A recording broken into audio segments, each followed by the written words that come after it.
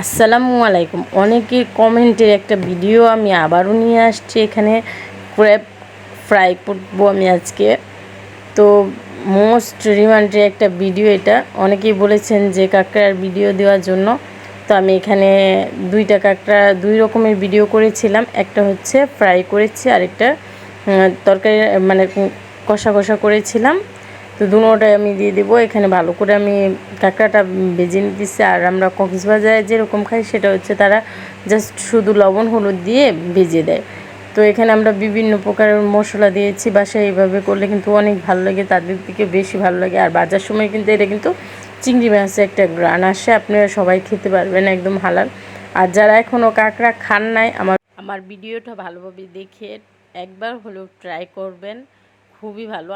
আর কারির থেকে কিন্তু এই ফ্রাইটা খুবই মজা লাগছে।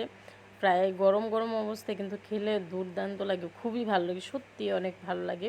তো আপনারা ট্রাই করবেন। আর আমার সবগুলো ভিডিওতে এরকমভাবে যদি কমেন্টস করেন, আমি নতুন নতুন ভিডিও নিয়ে আসবো। তো এই যে আমার কাঁকড়া একদম কমপ্লিট।